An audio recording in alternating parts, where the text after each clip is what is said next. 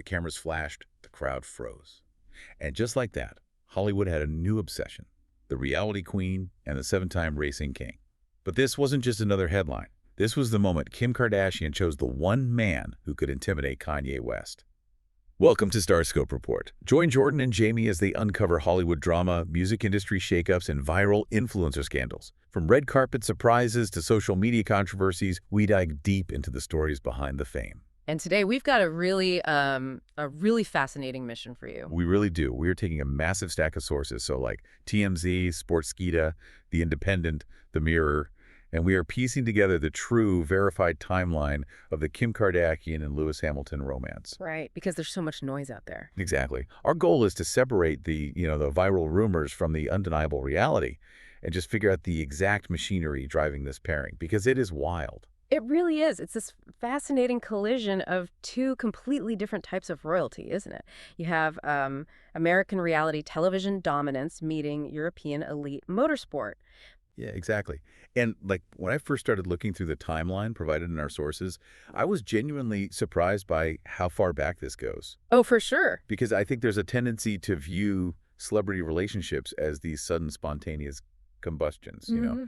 But this romance took over a decade to actually launch. Yeah, that 12-year gap is really the psychological foundation of this entire story. Right. If you look at the trajectory of ultra-famous individuals, they essentially operate like massive planets in separate solar systems. It was a good way to put it. Right. They have their own gravitational pulls, their own entourages, their own PR machines, and these two first crossed paths way back in 2014 at the GQ Men of the Year Awards. Wow.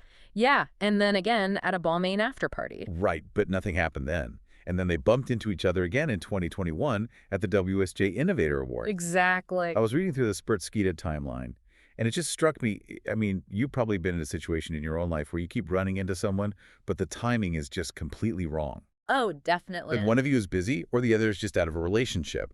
Now multiply that normal human experience by, like, $1 billion and 50 paparazzi. It's intense. And in 2014, both were entangled in other highly public relationships. Yeah. And then in 2021, Kim was heavily immersed in her Pete Davidson era. So, the timing was never aligned. It wasn't until New Year's Eve 2025 at Kate Hudson's party in Aspen that the tectonic plates finally shifted. Which is crazy to think about. And what fascinates me is the immediate pivot to extreme secrecy that followed that Aspen party. Yes.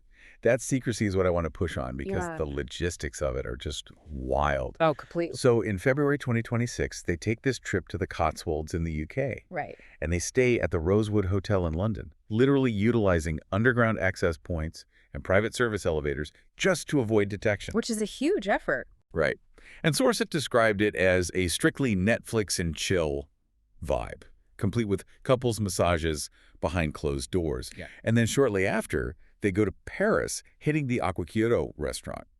Kim is wearing this, like, totally transparent cat suit. Which, by the way, requires an enormous amount of coordinated security and non-disclosure agreements just to get to dinner. Exactly. But here is the contradiction that I just cannot wrap my head around. Okay, what is it? If you are going through the exhaustive, highly expensive effort to use underground service tunnels in London to stay hidden, why on earth would you intentionally sit in a glass VIP box at Super Bowl LX in California just a few weeks later? It sounds counterintuitive, I know.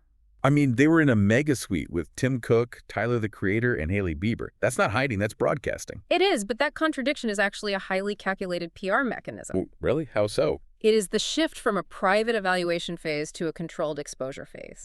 When you are at their level of fame, an accidental paparazzi leak in London feels like a violation, Right, because you didn't plan it. Exactly, and it forces you to react to the press.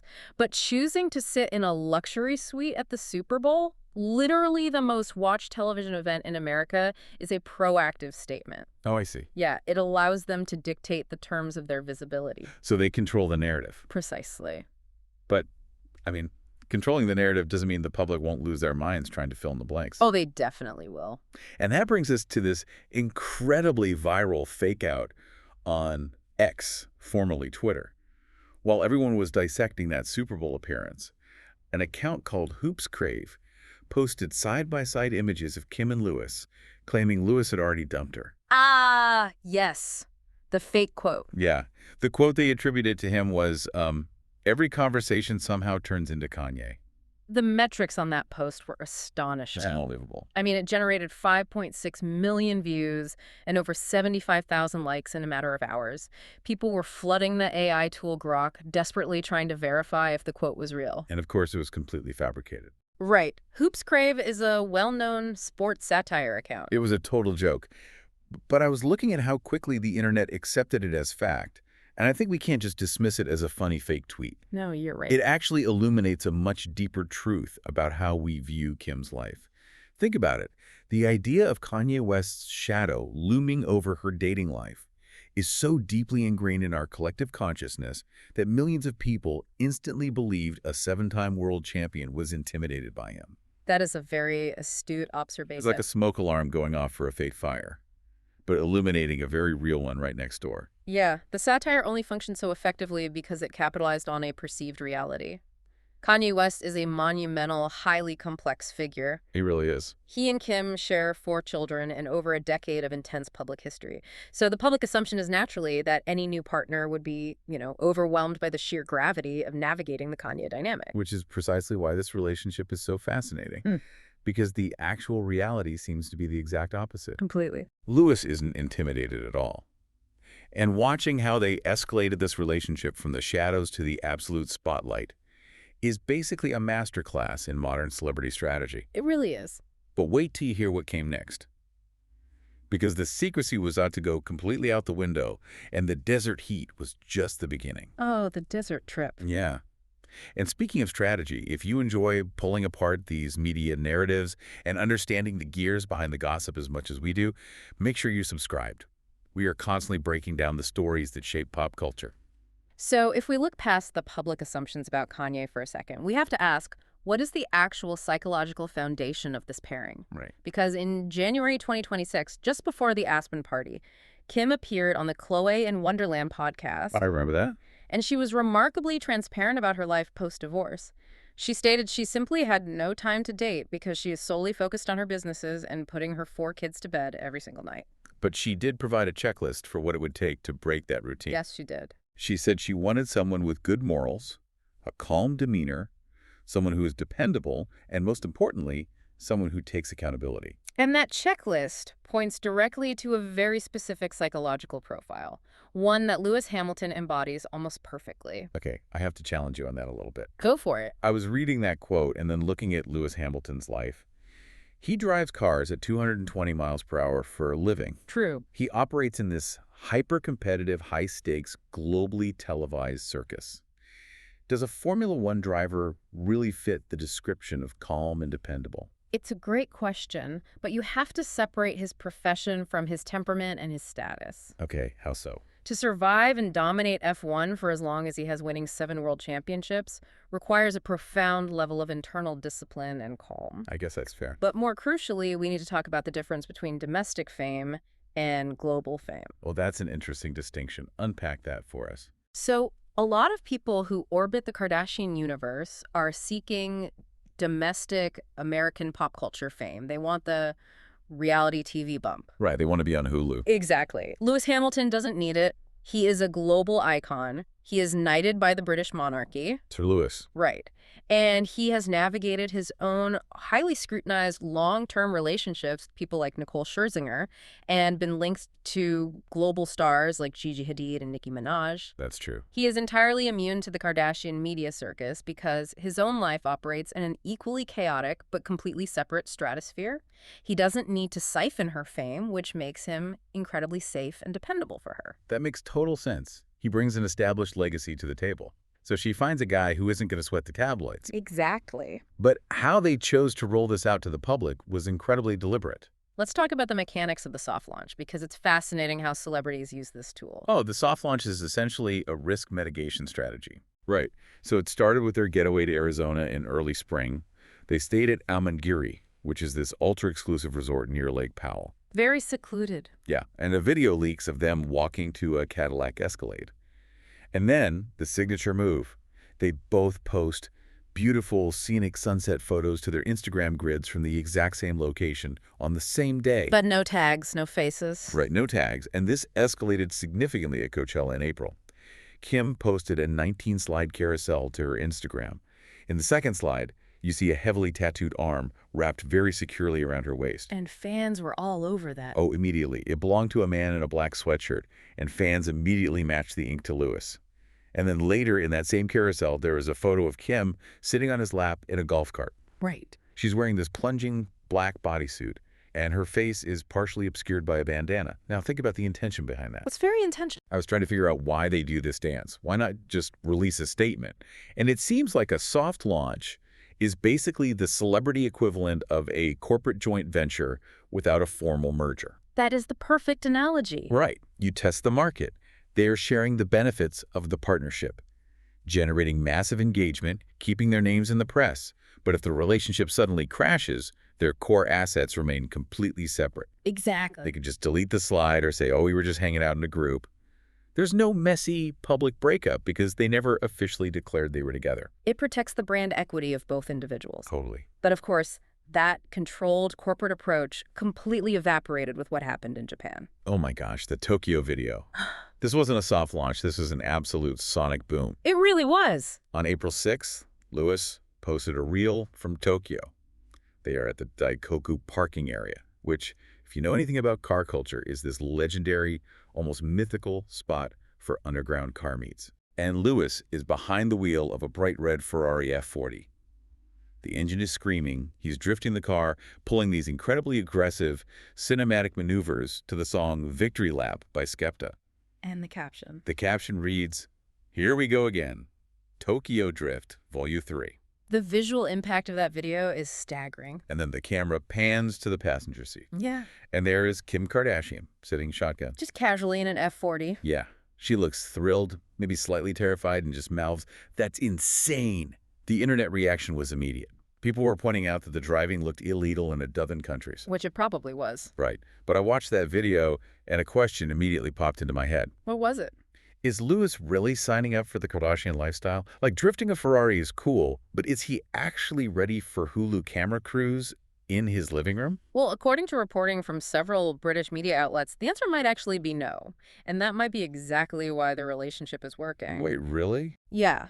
The sources indicate that while Lewis has been incredibly supportive of Kim, particularly regarding the stress of her co-parenting dynamic, he has zero intention of stepping into a paternal role for her 4 children right now. So he's not interviewing for the position of stepdad? Exactly. The reporting suggests this is more of an incredibly high-end friends with benefits scenario, or, a deeply enjoyable companionship that carries absolutely no traditional domestic pressure. Honestly, if you think about your own life, sometimes taking the heavy label off a relationship, just removing the expectation of where is this going, is exactly what allows it to thrive. Absolutely. She gets a drama-free, unfazed companion who completely understands her level of fame, and he gets to date Kim Kardashian without having to immediately sign up for PTA meetings in Calabasas. It's a win-win. It really is. Later in the deep dive, we'll talk about the shocking twist on a Malibu beach that left body language experts completely stunned.